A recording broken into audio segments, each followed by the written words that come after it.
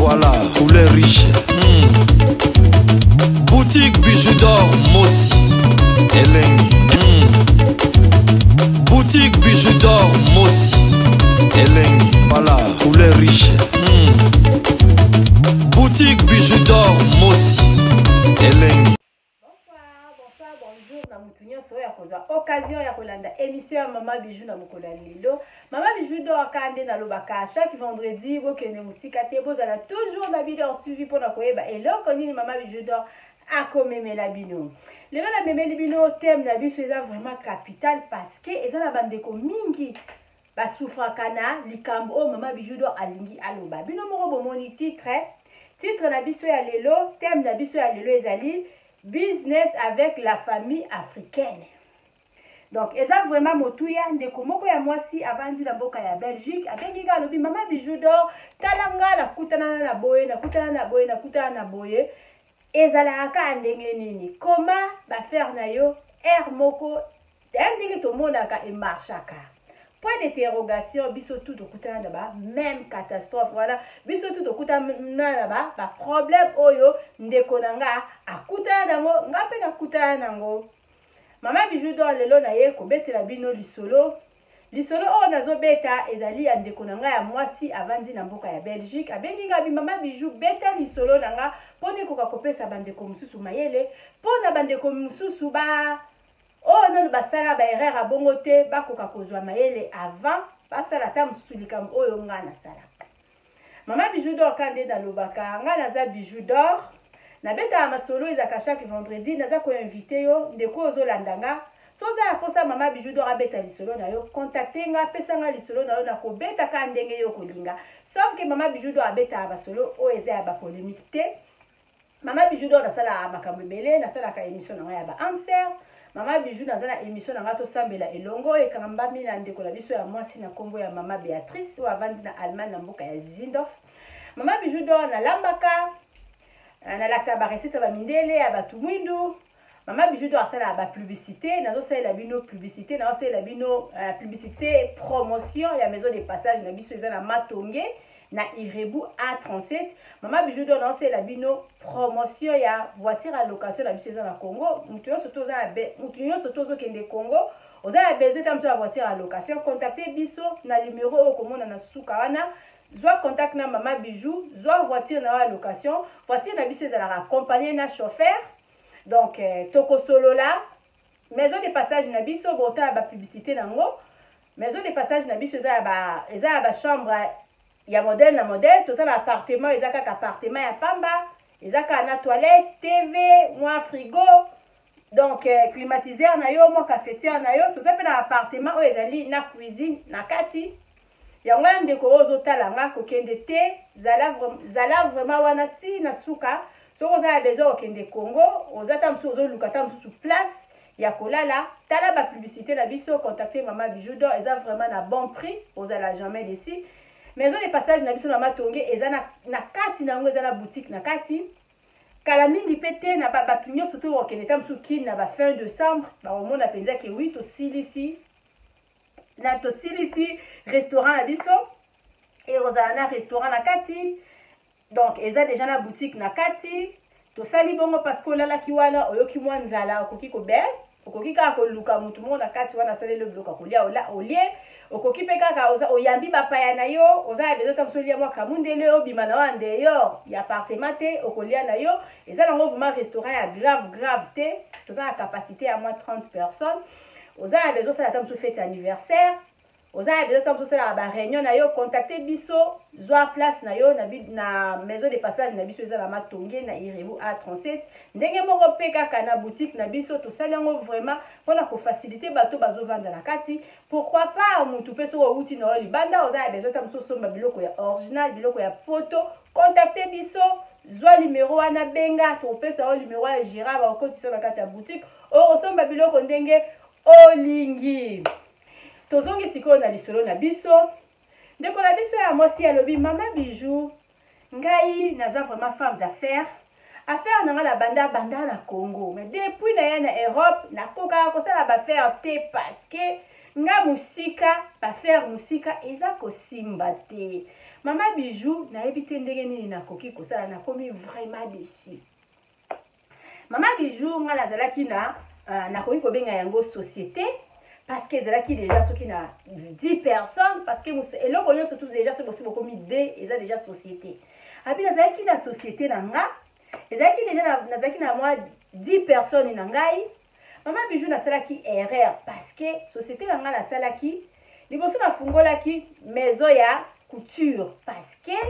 nga moko na ba Congo kuna na bangai kutonga bilamba bien nasali maison na nga ya couture nazwi leki na nga ya mwasi parce que biso famille na biso mobimba totonga kitoko nazwi leki na nga ya mwasi na tieye wana yo zala wana zala gera zala makambo ebele leki na nga ya mwasi azwi bana batata mwasi azwi boye en tout cas la plupart na maison de couture wana tozalaki na biso kaka batu ya famille. Donc Maman Bijou do esimbaki te leki na nga mwasi asalaka makambo ya minene leki na nga mwasi atekanga na ba machine asala vraiment makambo ya makasi oyo kesalaki ke tosala ata 2 ans tolobalaka te na leki na nga ya mwasi. Kosala lisusu nini tellement na botama na nga nazalanga ka mutu na lingala na nga ka kosala commerce na mama na biso babotamaka ya 2 ye na noko na ye siko bana ya banoko na biso tokola penza lokola bayaya na leki tokabwanaka te. Mama Bijou nga nalingai kaka kosala affaire na nga kaka na famille. Donc nalingai kokende musika te nazobanga bato ya libanda nalingai kaka kosala na famille mais nga nakutana nango Mama Bijou nayebi te nazongi nsima naza kotala mokili kaka ndenge nini ezoleka nayebi te soki nakobandelaka lisusu commerce mais nazokoka te parce que eza ndenge na botama na banda commerce na age ya mokie Mama Bijou nakosuka wapi. Maison de couture wana esimbi te oyo ezalaki na plus de 10 personnes toandaki kotonga bilamba bango so batongeli nga bamabaya na Congo batindeli nga na poto na teki nazongiseli bango mbongo tozotonga bato ya Congo kuna mpe bazoya kotonga bilamba na bango kuna nazotindela bango bamidele ya barobe nga moko ta mosusu nasali bilamba awa natindeli bango antuka vraimen ezalaki kompanie monene etikalaki moke kana tia baetikete ya kombo na nga parceke nga moko natonga ya danger. Mama Bijou do wana esimbi te kosala ke navandi tema na mesana kaka na makambo na nga ya commerce nalobi nasala nini naye kofungolisa mwa boutique na nga moko boye boutique ana bande koteka kaka nga na bande koteka mingi kaka biloko ya maquillage parfum nakendeki vraiment kote mingi neti ya parfumerie natie poudre biloko mwana bilamba vraiment ezalaki na boutique na nga te nasalaki boutique na nga moko de luxe ya bien na matonge. Donc boutique nanga ezaki vraiment très bien ezaki na victoire oui ezaki na victoire wana ezaki vraiment très bien bande ko marcher bien nazi susu leki nanga mobali na tiye leki nanga mobali azui mwasi na ye atie azui mwasi na ye wana pa ye na bande ko na ye ekeka na famille lisusu liboze bandeli leki nanga mobali bande ko sala musala bien pona approuver nga ke yaza bien par rapport ya oya mwasi ko sala ke tellement azoki ba belle sœur azoki mwasi na ye azui bande ko na ye ba belle sœur na ye na ba beau frère na ye batondi na katikati ya parfumerie na la sala ki na victoire kosala ke parfumerie wana ekei toujours na échec ekomi ke nga natindaka bamarchandise bango batindela yanga mbongo te nga natindaka bamarchandise bango batindela yanga mbongo te na ye kotika. Mama Bijou nameka makambo ebele na famille esimbaka te. Mama Bijou eza nini kaka Mama Bijou na ye koluka yo na tu na yo pourquoi ya yo makambo esimbaka ndeko na nga yango nsima baki na korépondre yo ka na kati ya video parce que nayebaki eloko nakoki korépondre na minute wana te nani yango ayebi soki Mama Bijou nyonso to esimbaka non Mama Bijou do oyo nga nazoloba nga mpe na bandi commerce na age ya mokie na bas age naosala commerce na nga na biloko ya ndaku nakei na cuisine nakei epai bana misala na biso nayebisi bango osalela nga makemba bana misala biso basaleli nga makemba na imemi yango lisusu na ye nango na payote esika papa na biso avandi donc na ye na bandi kotekela bato oyo baye kotala papa na biso. Est-ce que possible omona commerce ya bongo mwana moke na age ya 5 ans na kozwa biloko na ndako na biso na bibo kalingela nga makemba bango bakanisi ta mosusu nga mtu naza kolia non na ozwa makemba wana nake kotekela bato nyonso tu oyo nakuta bango na payote baye kotala papa na bandi koleka yango boye na bandi kotia mutu soki atie maboko papa alobi he bino bozotia maboko eza ya ofele te aza koteka biloko na ye allez papa wana ba bimisa mbongo ba pesinga donc nazaki vraiment donc esprit ya commerce depuis moi na mokeli kambo nazolo ba bino eza na capitale te eza na village parce que biso ndoza la trop ba village quoi toujours de kozala kuna parce que papa la biso bando sala ba misala moko ando sala musala kuna zaki papa la biso zalaki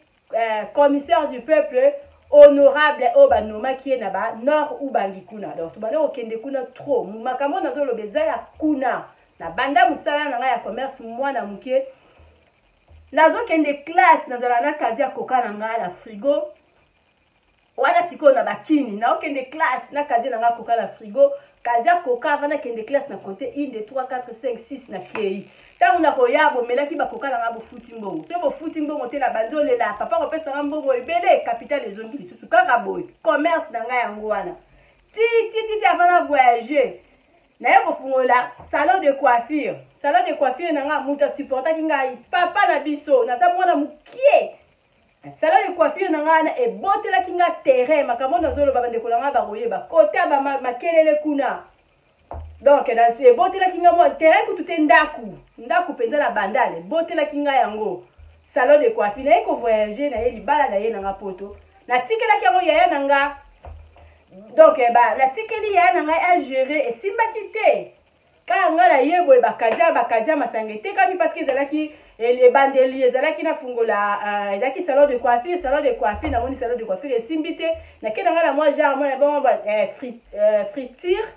na moi terrasse libanda na sala na frite papa nga na voyager na nga na yepoto ko ya na yepoto bana bandali baleli oh bidoro ko sala wendeni lelo ni zala moto succès comment ko kende poto donc pour na hôtel sabino makamyo surtout na lobina no ba na bino so na zolo ba na bino na obetela bino lisolo na sala ala na pesa bino exemple na nga exemple ya makambo nga na yebi ndi dans solo ngo kitoko pour na hôtel sabino ke mama bijou abanda commerce moi na muke mama bijou do rasala ba commerce o ba échec ezala ebele mama bijou do so yika nzambe mutu apesa makasi te be biso ba bijou to sto kraka to si to sala soki ndenge nini parce que tozwa ba ku ebele tozwa baku ebele mais tellement lokola ndeko nango opesinga lisolo ngape naza lokola yo na mesala na vie wana ya commerce na mviaka nanga mingi nasala commerce ke nakende musala parce que na mona na commerce naza indépendante donc ngamo naza mukonzi donc nasepela nanga na commerce nanga parce que eza ya makila koya na ye poto ndeko nanga mobala tikali ko gérer biloko nanga isimbaki te esimbaki te bidor wana oboyoka kumba bidor yeze ya kala ebandala ba biloko neti ya ba friture moi jeune fille moko boye sali friture na ye oteka moi koka na ye moi frite na ye yango wana bidor ebanda bongo na mbanza mwembe kwa na mbanza mwembe na kwe bana bandali bayebi esika bidor ebanda d'abord na ndaku na biso ebandi na ndaku na biso koteka moi koka moi fanta moi na okende classe moi koka moi fanta mayele na mbongo ti mwana wana ake ko papa na bonga kateli moi quelque part abitonga ya yo aw na kenda bandi koteka na nga frite na nga place wana zala na kende classe nazaki na cousin na nga zo gérer lenga nazaki na bana misala na nga mwana classe donc na ye poto eyo tika ke bidor ekufi batekinga ba congélateur batekinga ba kiti batekinga tout allez à partir wana ke mama bijou do abandi ko do na bandi siko ko lela parce que commerce a poto na kokate commerce na mesala ko sala commerce na ngana Congo oza déjà na ndaku na wana ebike na futa ata msu facture mai ya courant esili ba impôt ebele ezati tozaka vraiment à l'aise ko sala commerce na mboka na biso commerce ya mama bijou do wana ekufi mama bijou do atika kite mama bijou do a continuer ki parce que yo tuningo lobi na koma yo ya yo o resira kandenge bomonaka ko resira ngo nazo bundana naza ko bundana mama bijou do aza ko bundana mama bijou do alobi te kenga na réussir na commerce non parce que tozana nzele zana mulai toza ko bundana kaka esimbite na koma ekotatone kofungolisa ba boutique kofungolisa boutique ibo eta mususu pe bana bato famille te eta mususu pe bato libanda donc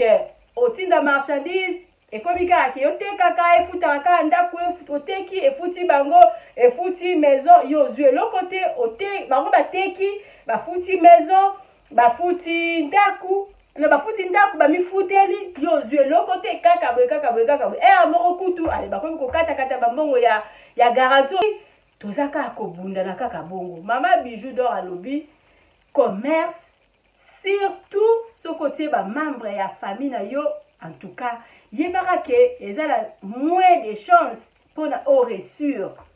Ezala moins de chance au réussir. Otepe bato libanda donc ezala kaka chance. Nazo pesa bino ba exemple o esalama e palanga et puis na pesa bino conseil bato bozo monanga surtout ba obo confiance na ba famille pour na biloko na bino. Parce que ndeko na biso moi si tanga lobaki na bongo esilite naza koya eloko nini etindi ye penza apesa ngai lisolo na ye. Mama Bijou d'or asala makambo mingi ya ebele. Mama Bijou d'or na koma ti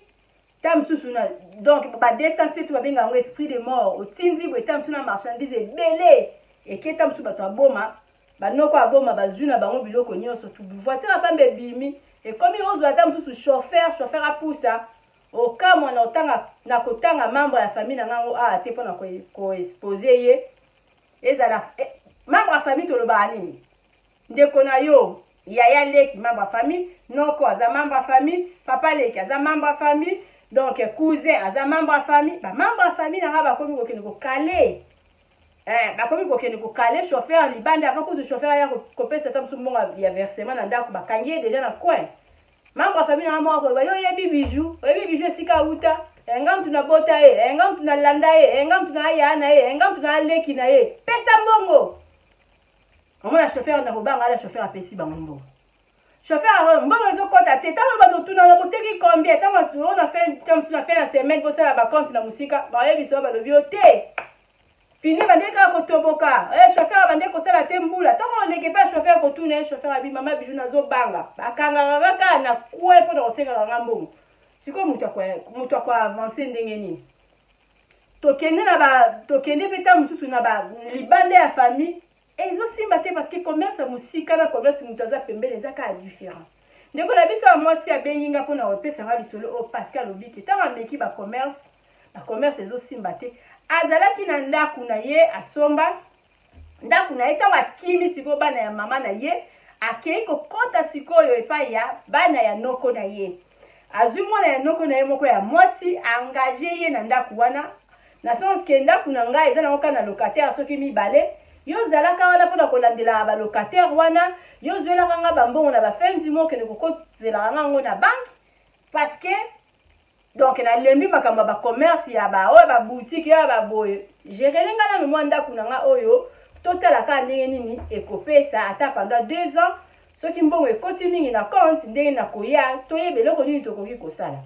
esali ke mwana ya noko na ye donc cousine est propre. Moko msusu abengi alobi na ye alobi oui ndeko na nga ndenge eza boye na vandaki na nga kaka babengi nga na balocataire balobi na nga balobi batu moko boye baye kuna baye koloba ke ndaku oyo il faut batia ba couleur ndaku il faut basala boye ndaku il faut basala boye donc ndaku na ye oyo somba on dirait batekela yango soki on dirait bateki yango babiloko moko ya ndenge wana sikonga avana landa na landela yo makambo ngo malamu yo salela ngai papier salela papier ke ngai madame tel nataka komba Bijou nga madame Bijou natindi cousine na ngai na kombo ya mami donc alandela nga likambu oyo donc responsabilité nyonso tout ya makambo ndako na Congo kuna ezala maboko ya mami boye na boye na signé na se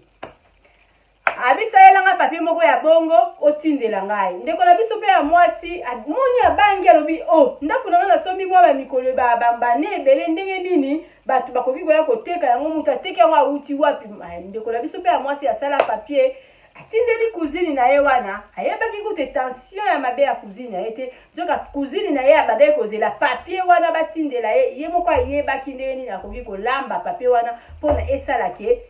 cousine na ye wana akabela ye ndako ndeko na biso ya mwasi oyo aza na Congo asala ba papier na ye ya modèle ateka ndako ya cousine na ye mokolo mosusu abenga ya tuna ye ndenge nini evolution ndako mbongo ekomi kombi akosake kaka mbongo ekomi boye abandi koluka bamirimiri bato bakomoloba balocataire na balongwa ti ndako wana epare bateka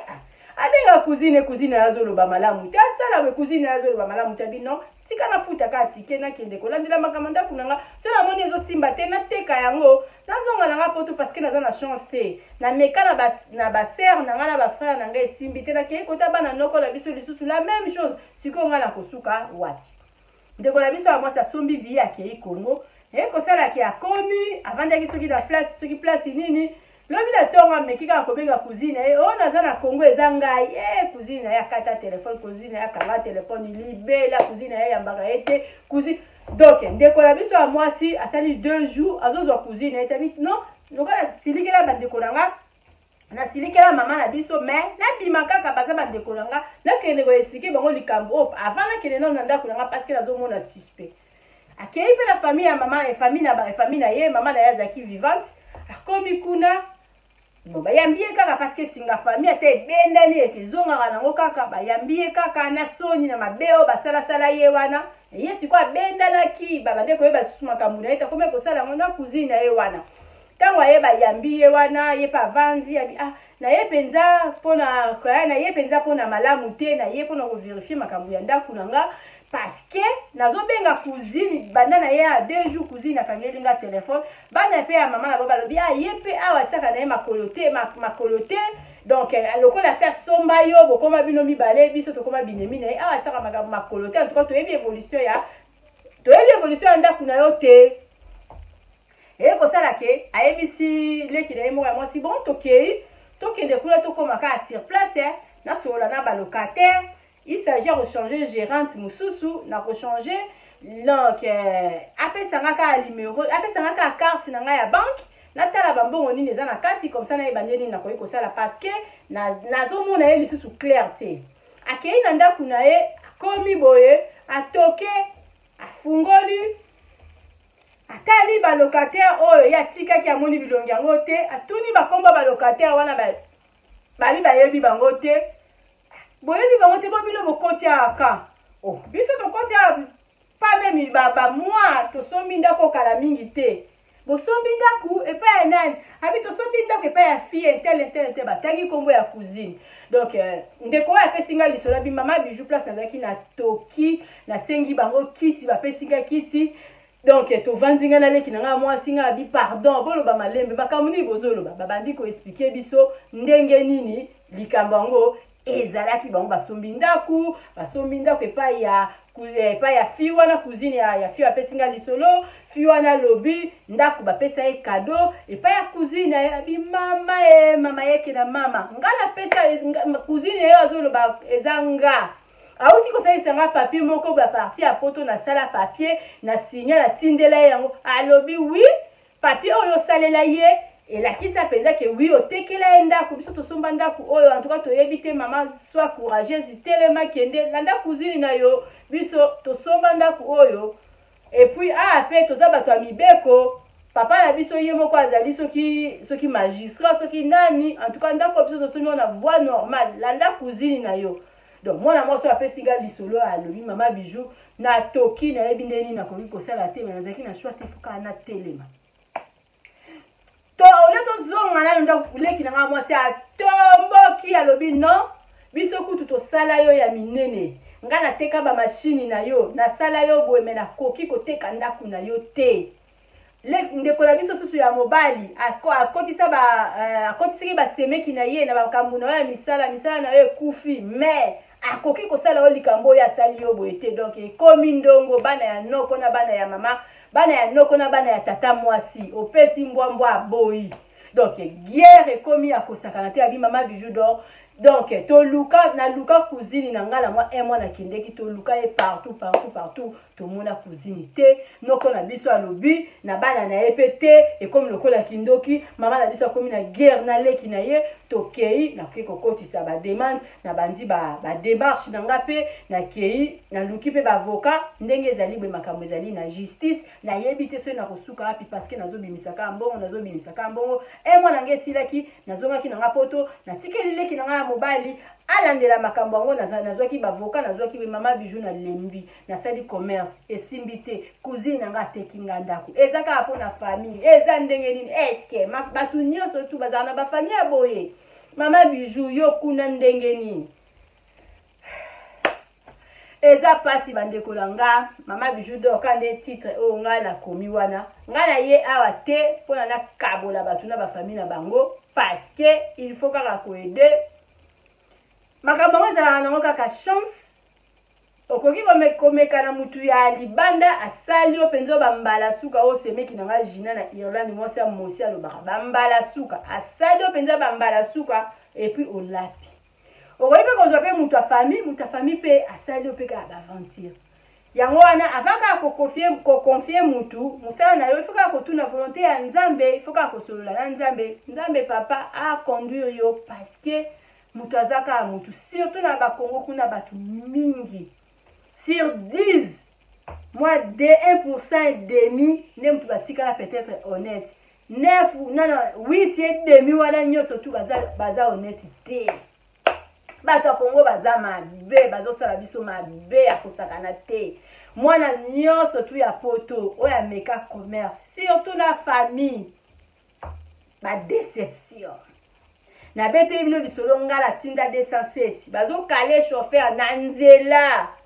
na soi-disant membre moko ya famille na biso mama bijou d'or notanga titre ya modèle ya famille ngala ye toza te azokanga chauffeur na nzela mpona koyebisa yeke bijou yango oyo oyebi ye pesa mbongo chauffeur apesi so chauffeur ameki kaka kobude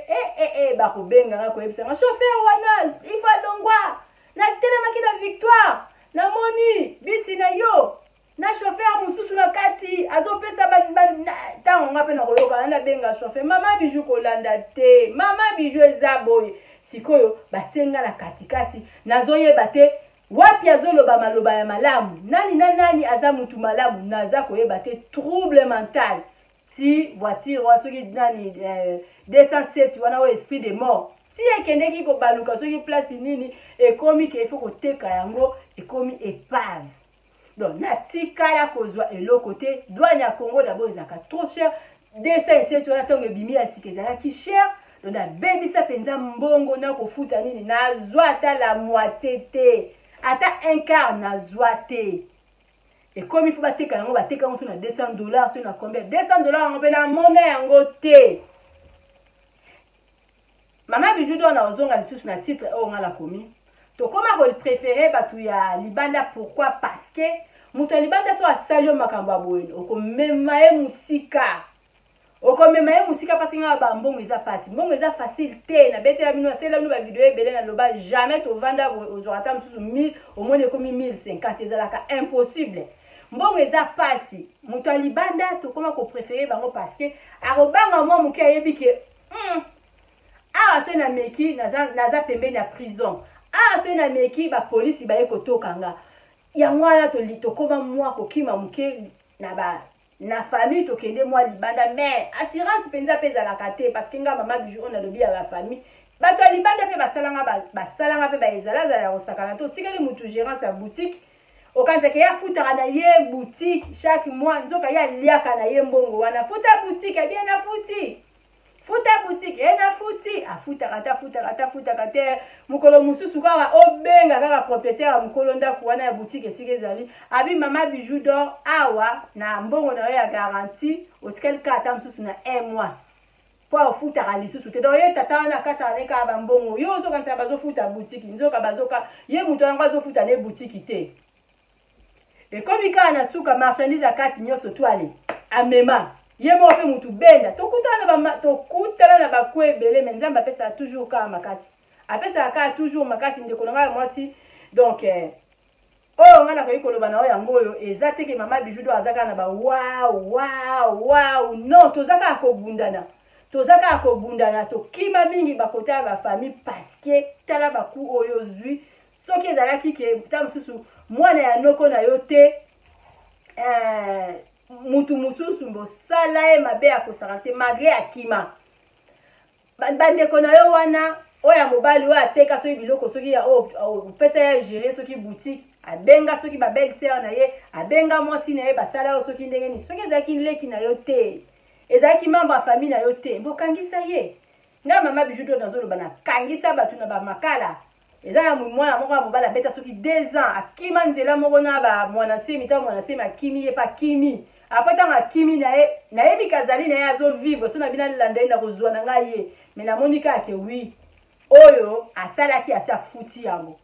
parce que kovanda na prison 2 ans ezape grave ezape facilité oyo asala ki asala nga mabe nga lazaka ndenge nazalaka ye abeta prison 2 ans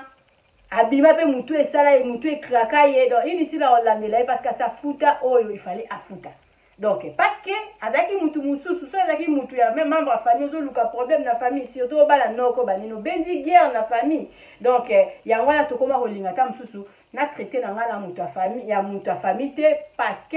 mutu ya famille te, akobanga peut-être ko sala banga ba aventure, parce que que soit salinga ba aventure na ko kangisa ye, na ko sala ye, oyo surtout na ko sala ye. Donc, yango wana tokoma ko kima bande batu mingi o bazali na poto oyo basala toujours tam susu ba faire na ba famille mingi la plupart baza toujours na ba déception ma sœur oza yo mo côté ya yo susu eko bakisa mali susu makasi parce que ba ekote ke na yondako ya wana yebite soki tozwa confiance na banani nga mama bijou d'or na yebite na lobika eloko yo surtout fuka ko pesa ka nzambe kaka asunga yo parce que mutu alibanda pa ko sala yo mabe mutu pe ya famille pa koki ko sala yo mabe avantage na weza kaka ke koto yo so salinga mabe na okangisa yo na kangisi yo parce que zaki travailleur ngana yo eloko ekangisa ki biso mibale zaka musala à part musala tozana eloko mususu te ko kangisa biso mibale mais côté ya famille à part musala tozata mususu toza makila moko tangu na okanga yo mama na biso ozala leste tangu na okanga yo tata mwasi wana koloba tangu na okanga yo kindoke kokota tu ya wana to kima kota famille to koma malamu na traité na ngala bato libanda parce que koto yo ata assurance eza ya 100% te ekoki kozala quand même ya 80%. Bande kolanga nyoso to botikala kusala ba faire na ba famille na bino bozala mayele famille bongaka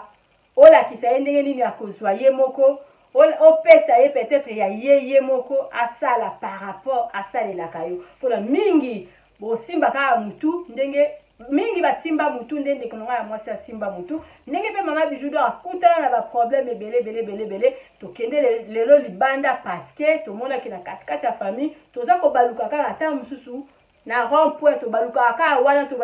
wana moya ko vérifier mingi ezate parce que ozo vérifier mingi ozo luka toujours problème la famille. Mama bijou do lelo na yakika kotalisa bino eloko oyo ndeko na biso ya mwasi akutani nango kaka pona kopesa confiance na famille lelo bateka endaku lelo kutunda kuna ye bateka azolandela makambo ngo na justice mais eza lelo te parce que batumbino mo boyebi ke likambo so ekomi na justice ekoko beta même 10 ans biso toza na bandaku mingi tam so tolandela ngo lelo beta ba 10 ans 20 ans mukona ngo tam so kufa tiki makambo na justice eza lelo te wumela rapona esila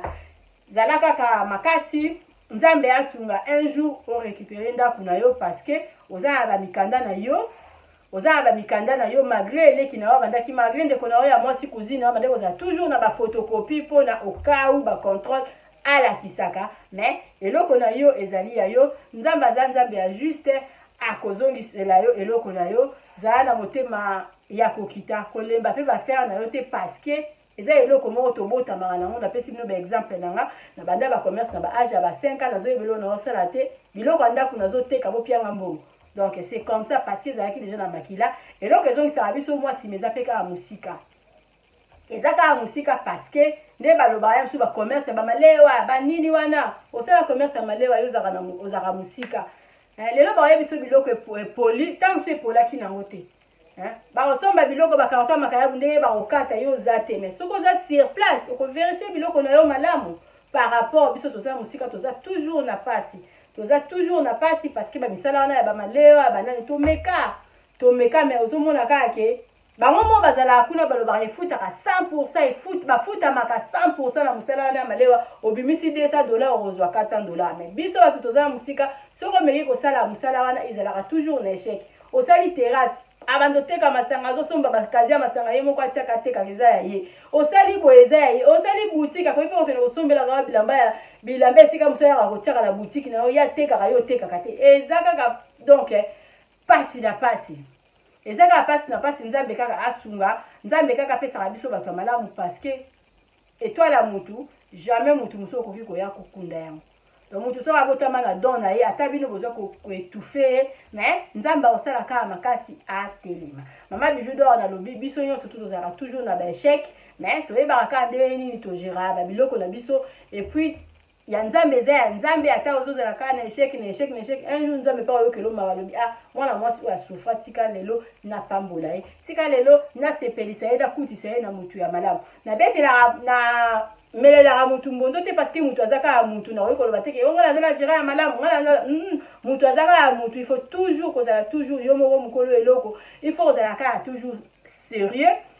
kotisa mosala ya sérieux ntango oza na bagérant ntango oza na bato bayebaki ah patron na biso alinga ajete yango na salela bino video na lobi pona ko réussir il faut ozala ba point moko boye oyo moko d'abord oza nango pona musala na yo et avancer mama bijou do aloba kotanga nde balobaka oui eza vraiment important na ba misala ta ya ba business ata otanga na ba université ya milayi te il faut ozala moi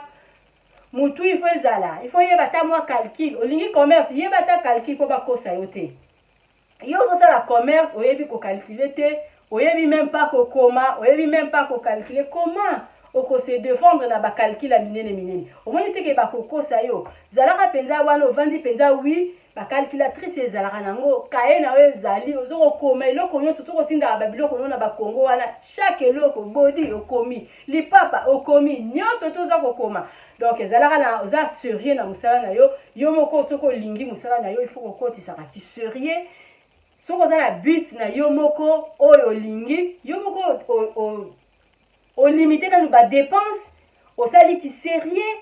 soko za la ka okendeke ta mususu konje okuti bango ba osala misala yo pe kota la musala wana okuti ba osukola eloko yo pe kota sukola kota na boutique na yo teka koti sa penza ki sérieux o mona ke ekofuta parce que soko zali ozana eloko yo moko yebi valeur ya eloko na yo te yo moko yebi eloko oyo lingi te eza vraiment pas pona pe o réussir parce que tant ozana ba travailler baza ko sentir que oui patron na biso ayebi eloko alingi patron na biso za mutagie te patron na biso za sérieux patron na biso a vérifier ka biloko na ba lutu patron na biso ninga za na vérifier ka donc nyonso tout patron na biso a vérifier ka bamoni o penza babi oui koto jeza la raté eza penza pe pasi pona batango oyo zwi ya libanda baya basakana na omari basakana ka na biso mais il faut d'abord yo moko za la sérieux il faut d'abord yo moko ebeloko nini oyo lingi il faut d'abord yo moko ozala soki eza commerce yeba pe kosala calcul pona ba gérant ba kosa yote eloko mama bijou do akoka koloba yangwana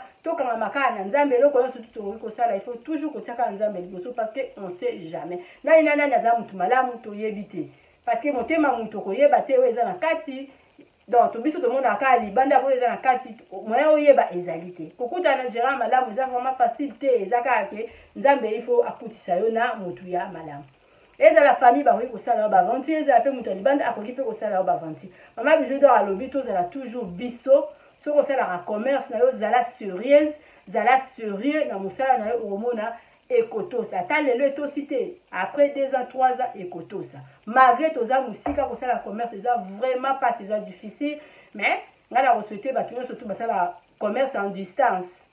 na kosouhaite bino kaka ba bonne chance na kosouhaite bino kozala toujours sage parce que baku eza ebele il faut kozala kaka yo il faut kolinga te baku wana e détruire santé na yo parce que biso ba mama bijou tokutana na makambo tindi penza bisi boye biloko tu ya kati ya bisi bayibi eloko te ozwi ata 2 fois 3 fois tokutana nango mais nzambe apesa toujours makasi ntango oyoki bongo lobi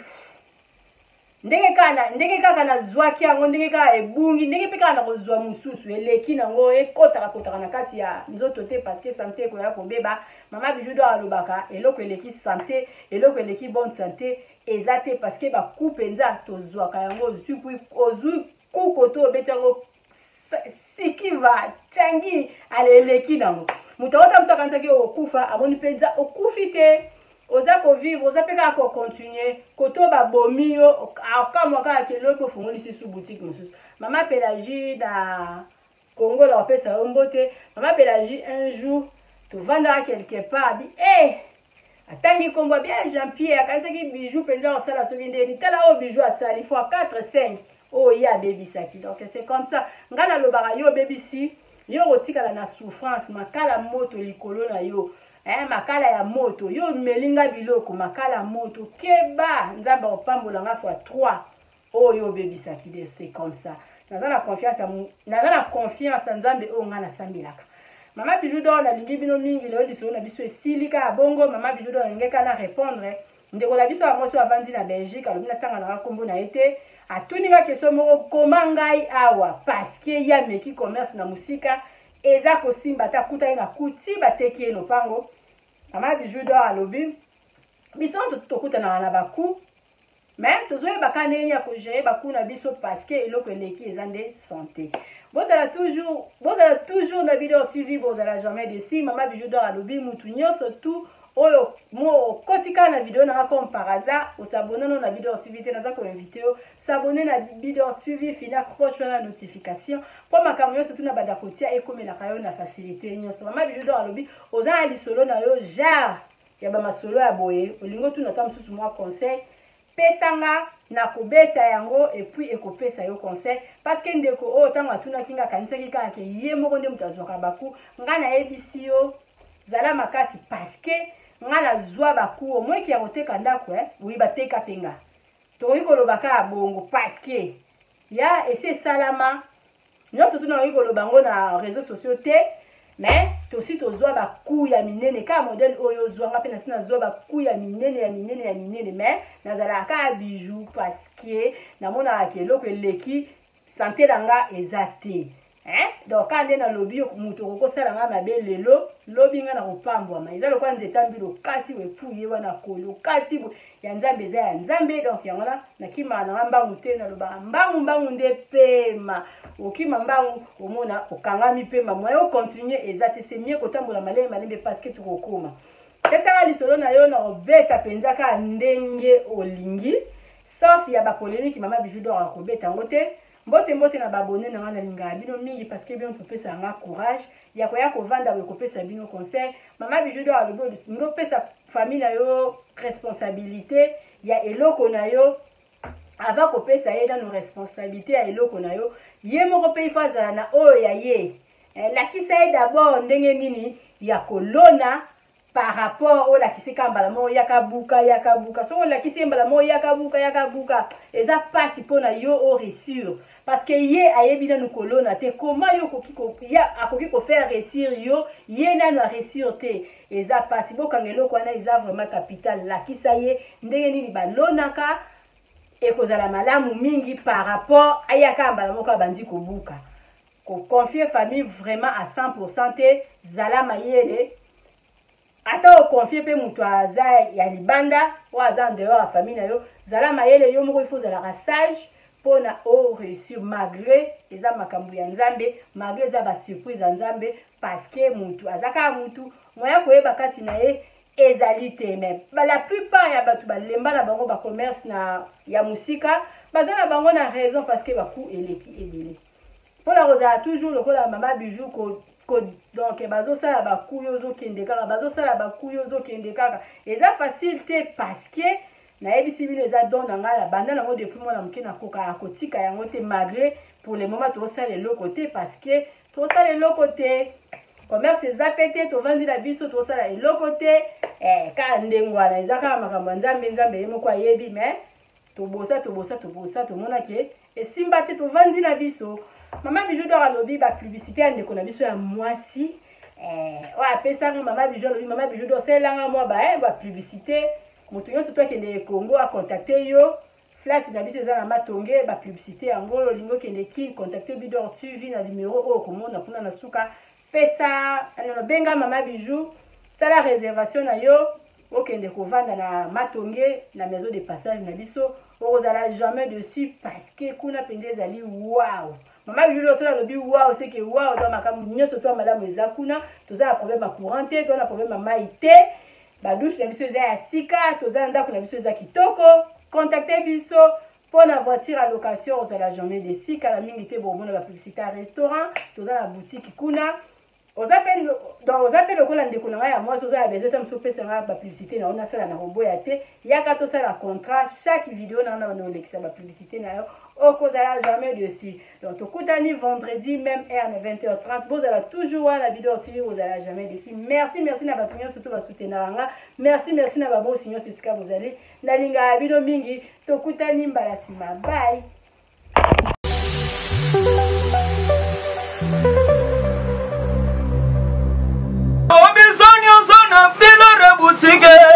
Tokotana bisoto lata voyansi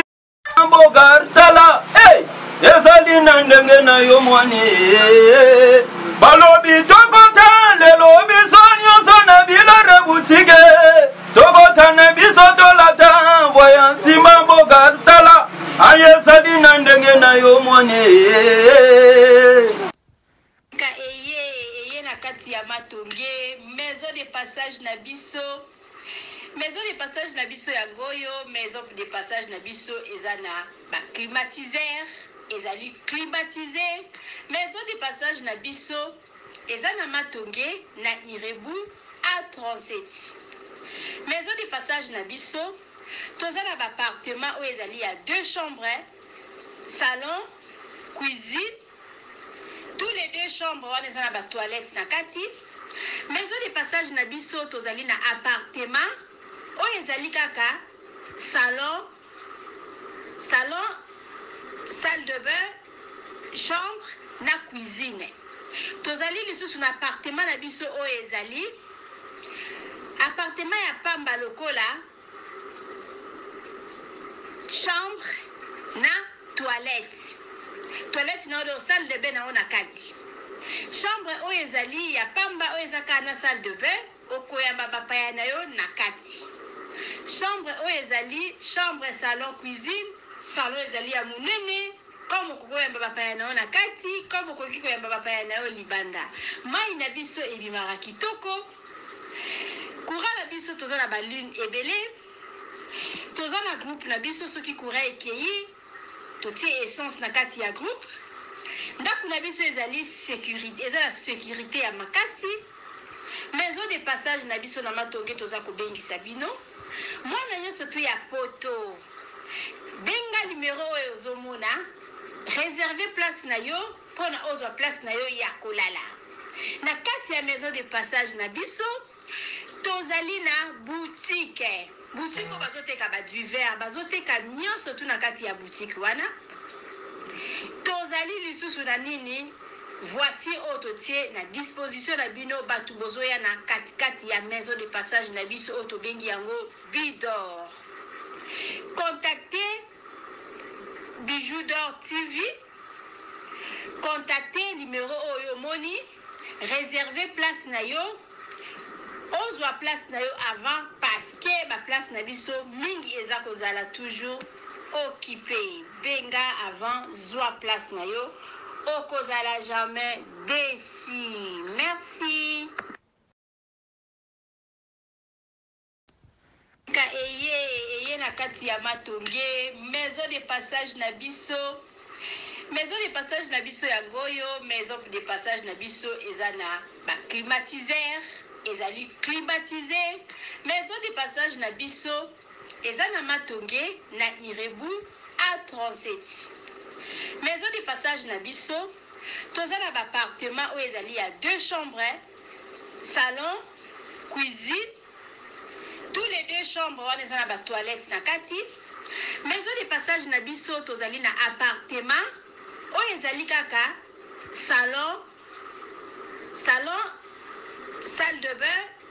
chambre na cuisine. Tozali lisusu na appartement na biso oyo ezali appartement ya pamba lokola chambre na toilette. Toilette na oyo salle de bain na ona kati. Chambre oyo ezali ya pamba oyo ezaka na salle de bain okoyamba bapaya na yo na kati. Chambre oyo ezali chambre salon cuisine, salon ezali ya munene comme kokoyamba bapaya na yo na kati, comme koki koyamba bapaya na yo libanda. Mai na biso ebimaka kitoko. Courant na biso toza na balune ebele. Toza na groupe na biso soki courant ekeyi totie essence na kati ya groupe ndako na biso ezali sécurité eza la sécurité ya makasi maison de passage na biso na matonge toza kobengisa bino mwana nyonso tu ya poto benga numéro oyo ozomona réserver place na yo mpona ozwa place na yo ya kolala na kati ya maison de passage na biso tozali na boutique oyo bazoteka baduver bazoteka nyonso tu na kati ya boutique wana tozali lisusu na nini voiture oyo totie na disposition na bino bato bozoya na katikati ya maison de passage na biso oyo tobengi yango Bidor. Contactez Bijou d'Or TV, contactez numéro oyo moni, réservez place na yo, ozwa place na yo avant parce que ba place na biso mingi eza kozala toujours occupé. Benga avant zwa place na yo, okozala jamais déçu. Merci.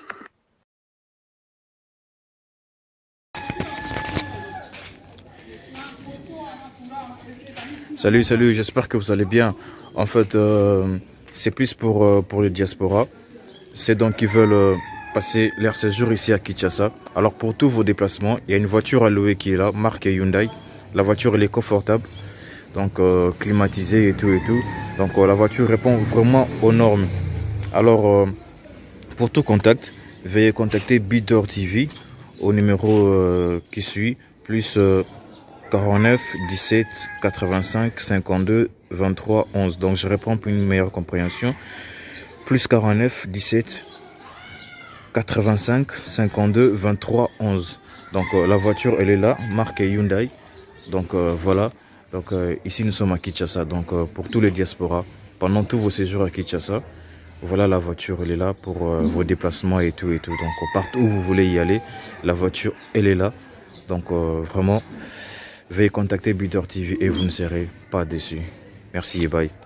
Oui, botali vidéo na biso ya publicité, voiture na biso eza na Congo, mutolingo kende na yo Congo, contactez Bidor TV na voiture oyo tu komona okozala jamais déçu parce que Mama Bijou d'Or alobi eza po na biso ba diaspora. Mama Bijou d'Or naza na besoin ya ba partenaire. Yo partenaire place aux alliés, contactez Mama Bijou d'Or. Mama Bijou d'Or a besoin d'un micro, Mama Bijou d'Or a besoin d'un ordinateur. Vous sepelez na musala nanga soko lingi au soutenir Mama Bijou d'Or na musala na ye numéro nanga ezawana. Merci.